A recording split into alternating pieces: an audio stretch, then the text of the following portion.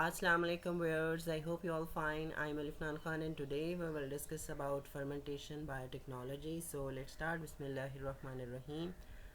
Fermentation biotechnology. Fermentation biotechnology, basically it is a classical biotechnology and humans have been using this technology for centuries. कि human जो हैं वो इस technology को centuries से use करते आ रहे हैं. Involve harnessing the waste of bacteria and or yeast for products that human consume. और इसमें क्या होता क्या है कि जो वेस्ट हैं बैक्टीरिया के या यीस्ट के उसको हार्नेस किया जाता है उन प्रोडक्ट्स के लिए जो ह्यूमन कंज्यूम करते हैं और ये एक बिग बिजनेस है.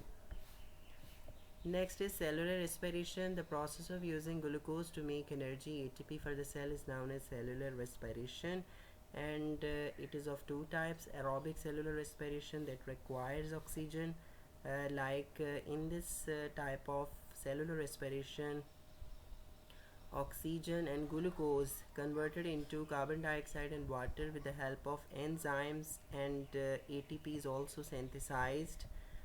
Energy transfer between enzymes and other molecules occur during this type of cellular respiration, or ATP is synthesized.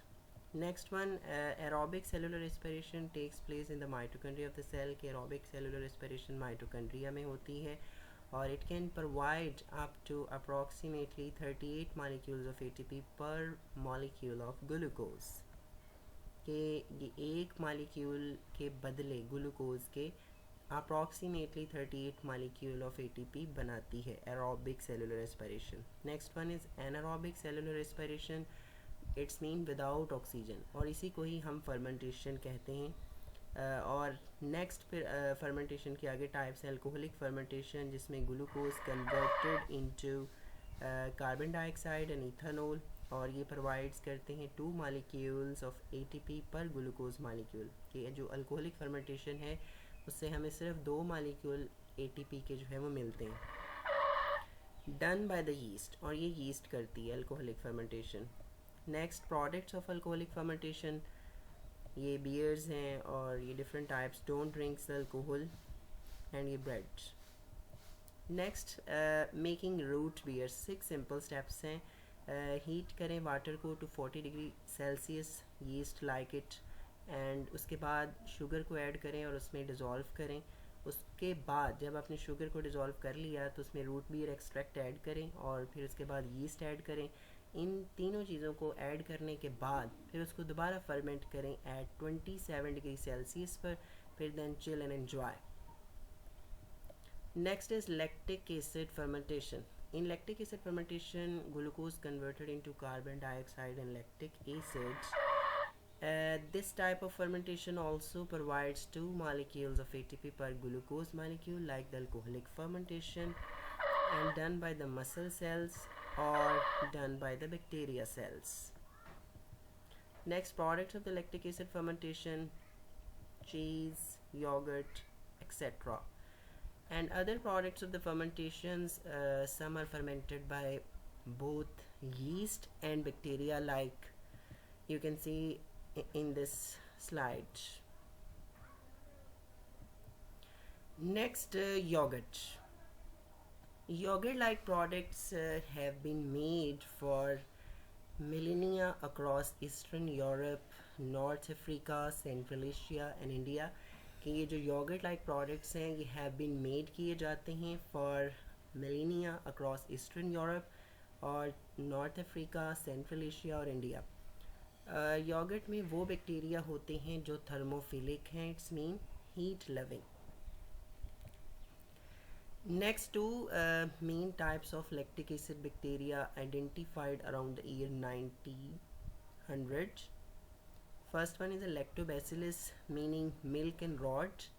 मतलब ये मिल्क में प्रेजेंट होते हैं, रॉड शेप के होते हैं और ये तकरीबन 50 डिफरेंट स्पीशीज़ इनकी पाई जाती हैं found on plants and in the digestive system of animals such as cows and humans. कि ये प्लांट्स पे पाए जाते हैं या digestive system of humans like cows and humans.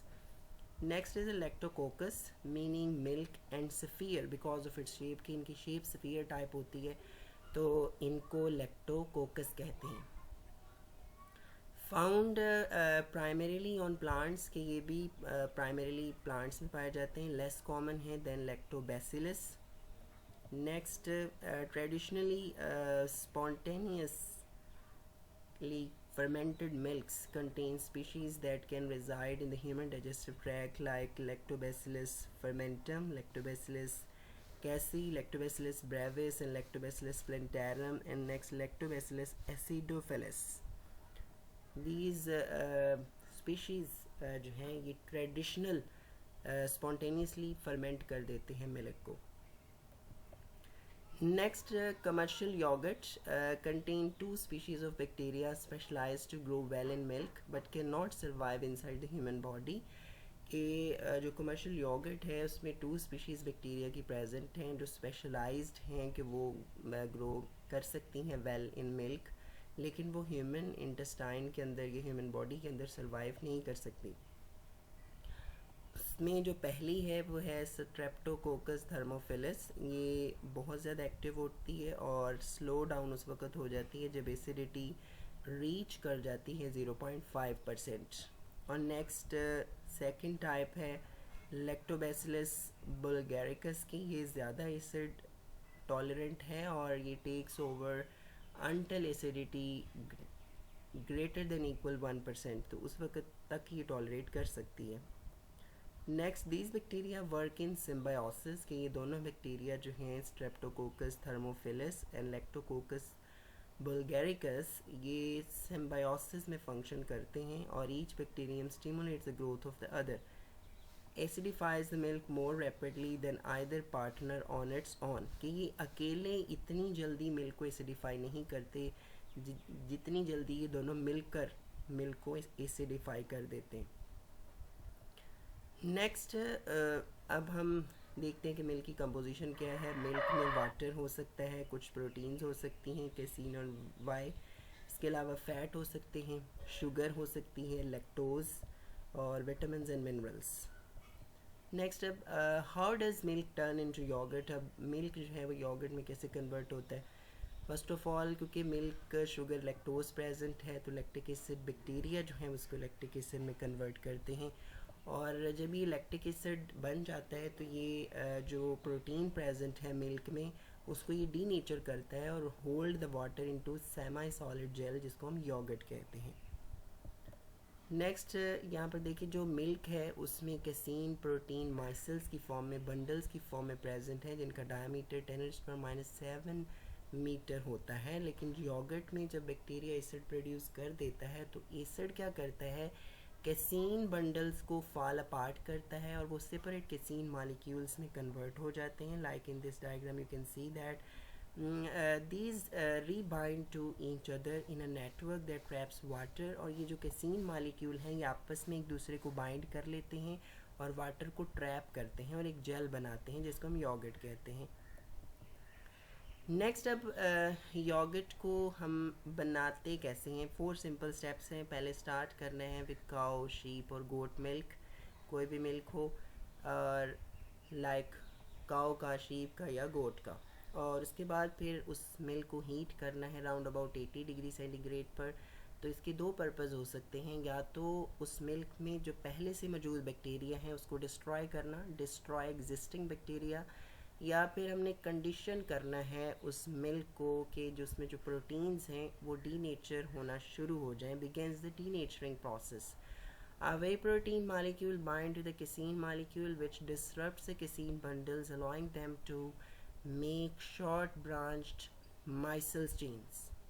कि जो वे प्रोटीन मालिक्यूल्स हैं वो कैसीन के साथ बाइंड करें और उसके जो कैसीन बंडल्स हैं उसको डिसरप्ट करें और एक शॉर्ट ब्रांच्ड माइसल चेन जो है वो बनाएं. थर्ड स्टेप में क्या होगा कि हम इसको कूल करेंगे मिल्क को 40 डिग्री सेंटीग्रेड पर और इसको इनोकुलेट कर देंगे बैक्टीरिया के साथ. और फोर्थ स्टेप हम क्या करेंगे, दोबारा उसको इनक्यूबेट करेंगे at 30 degree centigrade to 45 degree centigrade.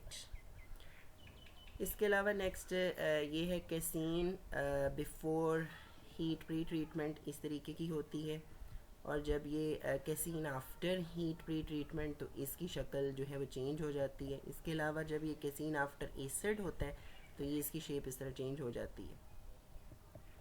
Next, incubation temperature भी वेरी कर सकता है। 40 to 45 डिग्री सेंटीग्रेड होगा तो उसके लिए 2 से 3 घंटे लग सकते हैं, और ये प्रोड्यूस करेगा एक coarse protein network with thick strands, gives firmness but easily leak whey. कि अगर हम 40 to 45 डिग्री सेल्सियस रखते हैं जिसके लिए 2 से 3 घंटे चाहिए, और ये कोर्स प्रोटीन नेटवर्क प्रोड्यूस करेगा जिसके थिक स्ट्रैंड्स होंगे और वो फेमनेस देंगे, लेकिन वाई इसमें से ईजिली लीक हो सकती है। It's mean a process called syneresis, the separation of liquid from the gel. इसके अलावा दूसरा इंक्यूबेशन जो टेम्परेचर है वो 30 डिग्री सेंटीग्रेड हो सकता है जिसके लिए 18 घंटे चाहिए, और ये प्रोड्यूस करेगा एक finer more branch delicate network that holds the liquid whey. कि ये एक finer more branch delicate network produce होता है जब हम 30 डिग्री सेल्सियस यूज़ करते हैं, जो कि होल्ड करता है लिक्विड वाई को। So I hope you get the idea. Thank you so much for watching. Allah Hafiz.